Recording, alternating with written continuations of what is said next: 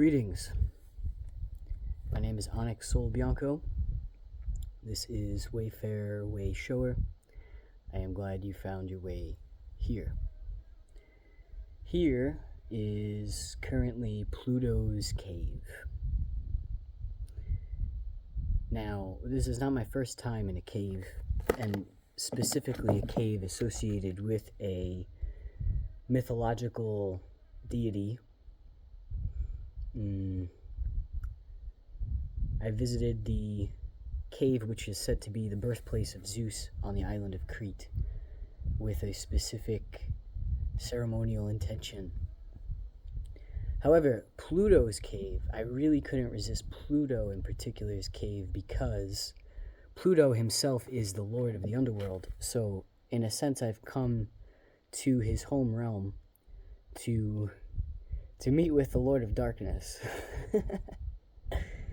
I don't know. I think maybe it might be all the Scorpio in my chart, but I find this really funny.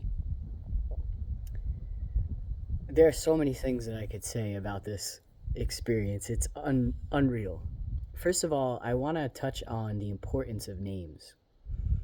Because, okay, this is called Pluto's cave, right? But one could argue, it's just a name. But think about this. Of any name that could possibly be given to this cave, any freaking name in the entire universe, it was named Pluto's cave. I feel this way not just about, geographic places, right? But about people. I'm very, very big into asking for the names of the humans that I encounter, even if it's a brief moment. And then I always go and look up the meaning of the name because, again, in embracing mystic perception, in embracing all of life in a sense being just as the dreamscape where everything has meaning, the names of the people we encounter, there's rich symbolism there, I approached this endeavor as an action that is richly symbolic going into Pluto's cave. Pluto himself, as far as astrologically, as we all know, the planet Pluto is essentially kicked out of the solar system. I find this to be very interesting because in the branch of astrology called evolutionary astrology, Pluto is the soul. So when you think about that, essentially science voted to kick the soul out of the solar system. But for myself personally, I've been relating to Pluto in a way that is informed by this, but is different and informed by the glyph of Pluto. So when looking at the astrology chart, there are two symbols that are used for Pluto, one of which just looks like a P, right? And I actually had someone comment, how lazy. The other one, though, the one that I prefer, to me evokes a chalice. It evokes the Holy Grail, to be honest. And I think about the water within the Holy Grail being the essence of life. And I think about Pluto as, in a sense, holding the essence of life.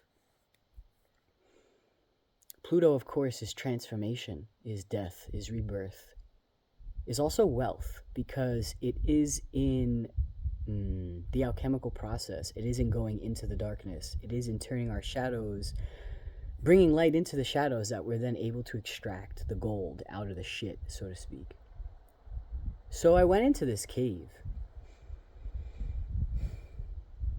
with this intention of leaving behind things of value to myself from all different points in my journey, as a way of giving thanks, as a way of expressing gratitude, and as a way of offering something to the darkness and to this process of transformation. The first thing that happened when I arrived here, aside from the fact of the names of the streets being wildly synchronistic. Just amazingly so. Was that there was a family that was here that was just a bit ahead of me. And the father of this particular family was, engaging me politely in conversation, pointing things out and stuff like this. But inside, I was feeling really irritated because I came here with a very specific purpose. And one of those purposes was to meditate in the darkness, in the silence. And I was like, how am I going to do this with this guy, like, running a commentary? And I was like, I don't need dad right now, right? So, of course, this is reflective of the fact that I've been wrestling with my own feelings relative to my own father and relative to this idea of God the Father. And a lot of those feelings are anger. So I backtracked a bit so that there was a bit of space between me and this family. I went and hung out with the bats. I didn't see them, but I heard them. This was one of the things he was pointing out. And then I remembered that I had set the intention upon arriving here that I was open to whatever it was that Pluto, in a sense, had to show me that I needed in this quest. And I said, okay. I said I was open to anything. And then the first thing that I did was back off. I said, I'm going to go right back into whatever the hell this experience is. I surrender, right? So then what happened was I get to this part of the cave where it's far away enough from the light, but it's you can still see the light somewhat, but it's quite dark. And I'm just hearing this voice. It sounds like a young girl. Hello, hello. And at first I'm like, is this freaking cave haunted? But then I was like, no, actually it's a young girl.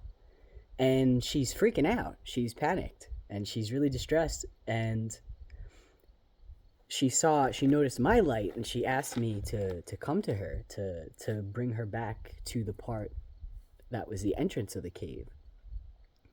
And so I get to her and I find her, and she's really scared. And I mean, of course, it's a freaking cave and it's dark. Of course a little girl is going to be afraid. And she said, that she didn't have a light and the rest of her family did, so they went ahead and asked her to wait on this particular rock. So anyway, I brought her back to the light, and I empathized with her. I said, wow, that's a really scary experience. I understand why you're distressed. And she was really grateful. And again, I asked for her name, in part because I needed to pass along this message of where I had delivered her to. And it was a name meaning laurel tree. And the laurel tree and laurel in general, is what is associated with victory in the Greek mythological realm.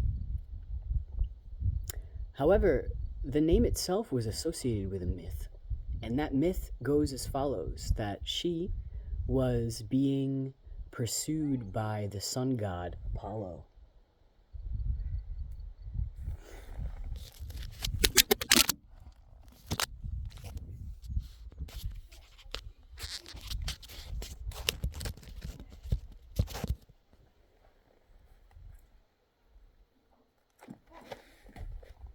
Daphne. So the myth goes that Apollo, the sun god, is enamored with Daphne.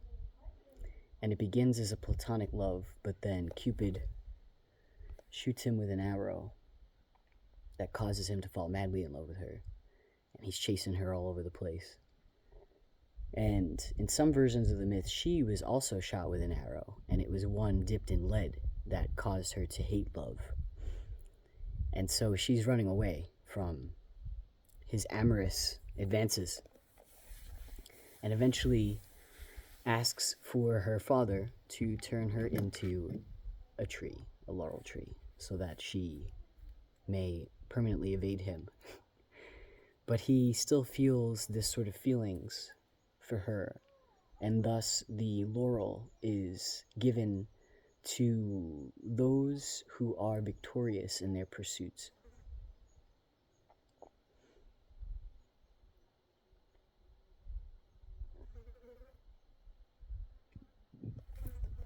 The symbolism of the myth is interesting, but I particularly was viewing this through the lens of, in a sense, having had the opportunity to rescue, to reparent a younger, distressed aspect of self that had been abandoned in a dark place. And that process, in and of itself, being a victory. Because while my first feelings were of irritation and etc., resistance, when I encountered this distressed young girl, I was really genuinely grateful that I could be there to provide guidance and comfort. So then, after that, I proceeded into a deep part of the cave. By no means do I think it was the deepest, but it was sufficiently deep. And it was completely dark when I shut off my light. Something that I noticed with appreciation is the fact that I didn't feel distressed by the darkness. I was sitting there for a while, with my eyes open, with my eyes closed, it didn't matter. Actually, I had them open more often than not, because it was all the same. And I was thinking about what had just transpired, and I was thinking about this idea of God the Father. And I was thinking about how I feel dissatisfied with that. And then I was thinking about science's God, the God of quantum physics, you know? And I thought to myself, I feel dissatisfied with this too. And then I saw in my mind's eye the symbol that I channeled at a really significant moment in my journey, when I was actually working very deeply with the collective subconscious and these more interior realms that Pluto is linked to. And this symbol is one which, for me, evokes the pupil of an eye, it evokes a black hole, it evokes the sun being eclipsed. The sun being eclipsed.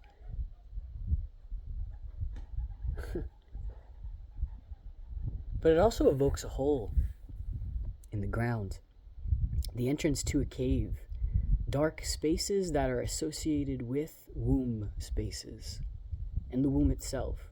Even the black hole, by my perception, is a womb space. Darkness.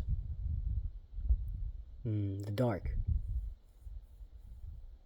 This is the realm of the womb. It is the fertile space from which all is born and created. And I was thinking about how, in this symbol, what I like so much about it, these different shades of meaning all converging, is that by my perception, it is drawing from the science, or the more masculine, and it is drawing from the symbolic, the esoteric, the darkness. That is the feminine, the mysterious. The word catonic keeps coming to me, and this word is the word that we use to describe dark spaces like caves. So it was as though, because I kept saying to myself as well, and even approaching this cave, as above, so below, right? I mean, I literally was just meditating in Panther Meadows, and that's super high up on a mountain, and that's another reason why I knew I needed to go into a cave. I needed to experience the above and the below in close proximity to one another. The jaguar, by the way, which is just a specific type of panther. A panther is a grouping of different large cats. So the black jaguar is associated with the black sun, which is an underworld symbol. Again, hello, hi, Pluto. So once I sort of experienced these two things marrying together, the next thing that occurred was a couple started to approach. and they had arrived shortly after I did. And the first thing that I heard them say was, "It's endless. It's endless." So interesting. A comment pointing to the infinite that is evoked by the darkness. And I was thinking to myself, because I literally was just sitting there in the dark, you know, like if I was any human being, if I encountered someone that was just sitting in the middle of a cave, I'd probably like freak the fuck out. If I were any normal human, I mean, myself, I would just be like, oh, okay, here's some dude meditating in the middle of the cave, right? So I was contemplating, should I say something, right? But then I thought to myself, even saying something will probably alarm the hell out of these people. But what happened was that they got literally just up to where I was. And there was a large rock that was there, and that's as far as they went. They felt complete right there. They said, all right, you know, it just keeps going. It's time to turn back now. And that was interesting in and of itself to me, because it was like, I went just a little bit deeper, just a little bit further.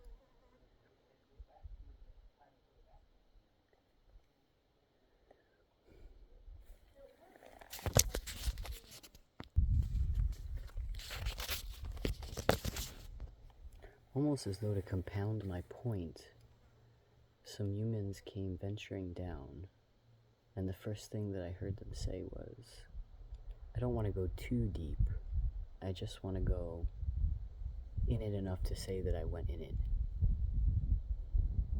And I was thinking about this again as a metaphor for shadow work. You know, it seems endless, and most folks don't want to go as deep as maybe is required to strike gold.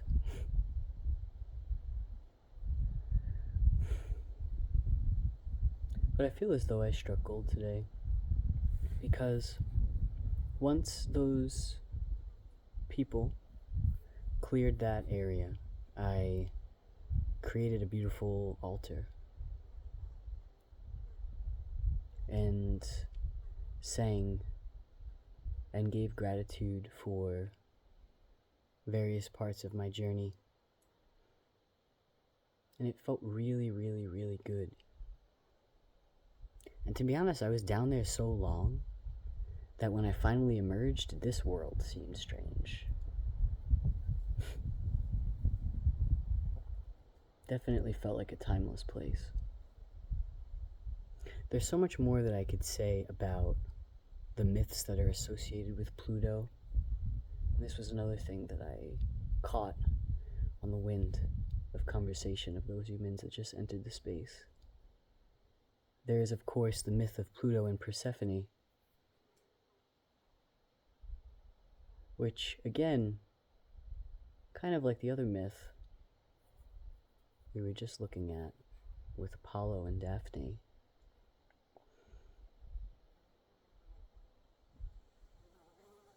Pluto seeks to capture Persephone, but all of these things have metaphorical significance. I think a separate video on Pluto is in order. For now, I just wanted to, while I was still here, share of my experiences in Pluto's cave.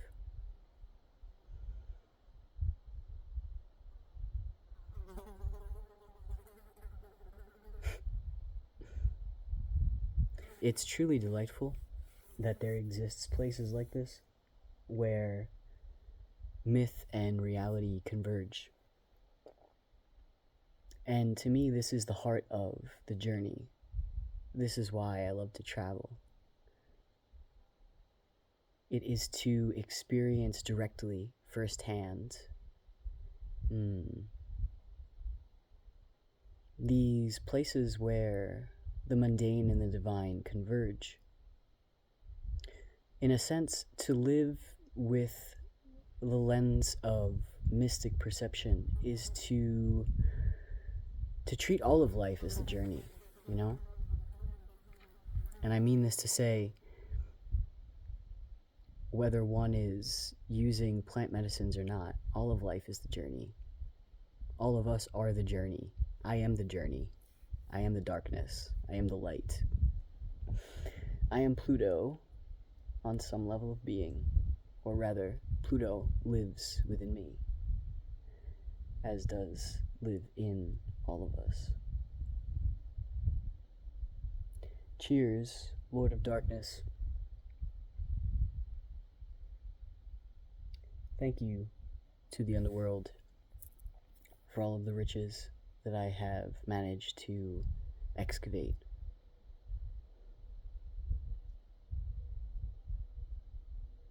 I'm glad you found your way here. Wherever you're going, may the way be clear. Take care.